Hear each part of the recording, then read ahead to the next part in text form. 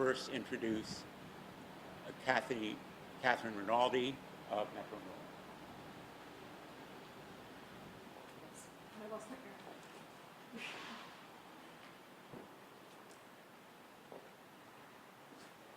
Good morning, everyone. I'm glad to be here today to stand alongside Senator Blumenthal and my partners in Metro North Labor. Senator Blumenthal is a strong supporter of public transportation and a formidable leader in the fight for federal funding. We're all here together today because the urgent financial calamity that's facing Metro North will impact the economy of the entire state of Connecticut, our heroic employees, and the customers in the state of Connecticut who rely upon Metro North service. For months, MTA and the regional congressional delegations have urgently been calling upon the Senate for emergency relief assistance for public transit agencies. The MTA is facing staggering, unprecedented financial losses as the result of drops in ridership and the dedicated state taxes that provide billions of dollars in annual assistance to the MTA when the economy is healthy. But with the economy reeling and ridership at a temporary but deep ebb, the MTA is requesting $12 billion. Without this funding, we anticipate having to cut service by up to 50% from pre-pandemic levels and slash our important capital program. And we could be forced to lay off employees. Our employees have been heroes of this pandemic as they brave challenging conditions to continue to provide essential service throughout the pandemic, and I want to thank them for their dedication. All of these actions would deepen the economic gloom for the region, contributing to a downward spiral.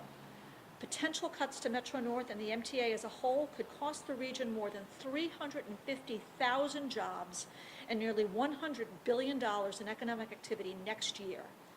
None of these are actions that anyone at the MTA wants to have to take. We know how much the state of Connecticut depends upon us. With states, municipalities, and our customers all facing financial difficulties of their own, the federal government is the only entity in the position to be able to provide assistance. We thank Speaker Pelosi and the House of Representatives, with the support of the delegations of New York and Connecticut, including Representatives DeLauro, Himes, and Hayes, for passing COVID-19 relief bills that recognize the needs of mass transit and commuter rail. We know Senator Blumenthal, along with Senators Schumer, Gillibrand, and Murphy, are fighting hard for us. They all know that MTA is the fundamental underpinning of the metropolitan region's economy, and that the metropolitan area of downstate New York and Connecticut is a part of the largest regional economy in the country, generating nearly 10% of our nation's GDP. They know that the MTA's capital program provides billions of dollars in spending across the country, in red states and in blue states alike.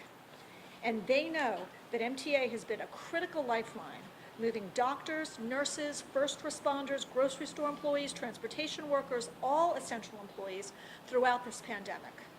That is why we all remain hopeful and optimistic that they will see the federal government come through to save commuter rail, to save mass transit.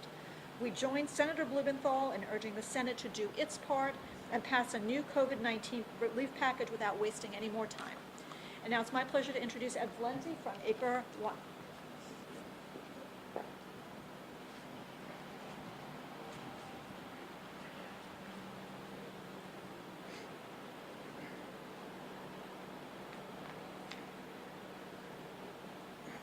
Thank you for everyone coming here today. I want to thank Senator Blumenthal for his continued support of commuter rail service and fighting to fund rail service on the floor of the Senate.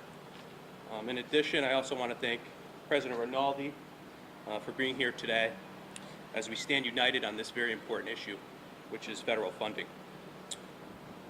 ACRE also wants to thank other members of the Connecticut and New York federal delegation, as well as the Connecticut and New York state legislators and Commissioner Giletti for all their support. The MTA and Metro North's finances have been devastated due to the COVID-19 pandemic and the collapse of ridership. The MTA is facing a projected $12 billion budget gap through 2024 and has requested $12 billion in funding from Congress. In the absence of this federal funding, Metro North service reduction of 50% could be implemented as early as May of 2021. It is imperative that Congress acts and provides these additional funds. It is not only important for the people who use the service and for the workers, but so very important for the economy. The Rudin Center for Transportation Policy and Management at NYU did an analysis on the proposed service reductions if the MTA fails to receive federal aid.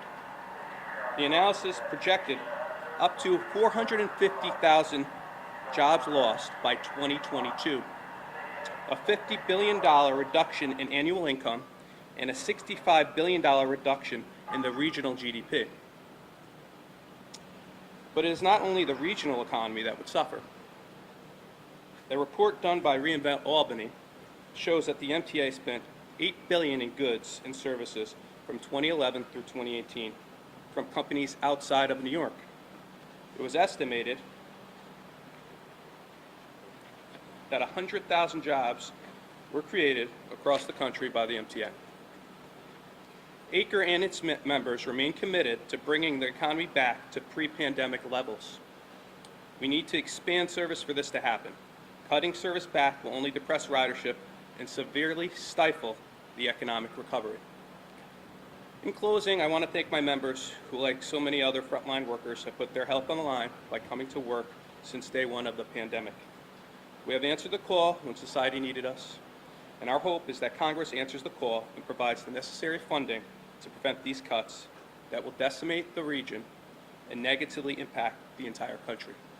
Thank you.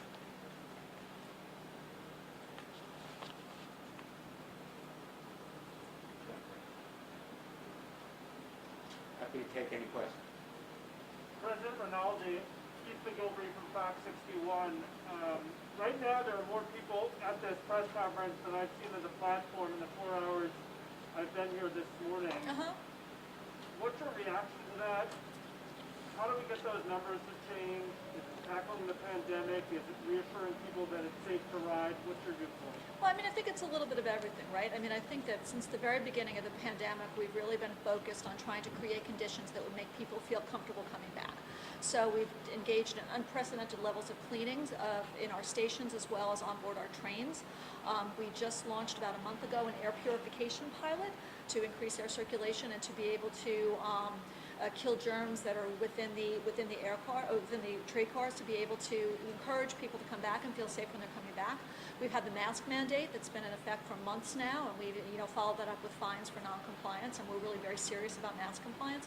So I think those things, creating an environment for people to feel safe to come back, I think is incredibly important. But I think also, just facing facts. I mean, I think that so long as our commuters are telecommuting several days a week, the ridership is just going to look different.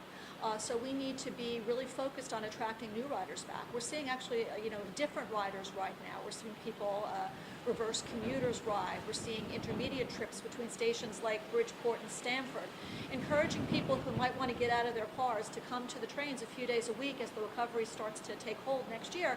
I think is going to be very important in terms of getting our ridership back to where we need it to be. President Rinaldi? Yeah. Then member, do you have a timetable for when the MTA would enact service cuts, lay off employees, any idea when that might be? So there was an MTA board meeting last week. They talked about, those, unfortunately, if those things have to happen, probably going into effect sometime in May of 2021. Yeah, tell us about that. So if I understand you, there would be no cutbacks until May of 2021. Is that tied to a fiscal year, which is not normally in May? What is the magic about May? Yeah, so the MTA has a calendar fiscal year. So whoops, I keep losing both of my earrings here. The budget was presented in the November board meeting, which was just last week, and then they have to vote on their 2021 budget and the budget for the upcoming financial plan, which is a 4-year financial plan, at the December board meeting, which will be in mid-December. And that's at the point where we'll have to talk about potential service reductions, all of that. But it takes a while to implement that. You need to have public hearings, you need to put the plans in place. So there's a several-month lag between when you talk about the service, talk about the budget, and when you'd actually implement the actions that are associated with that. There's some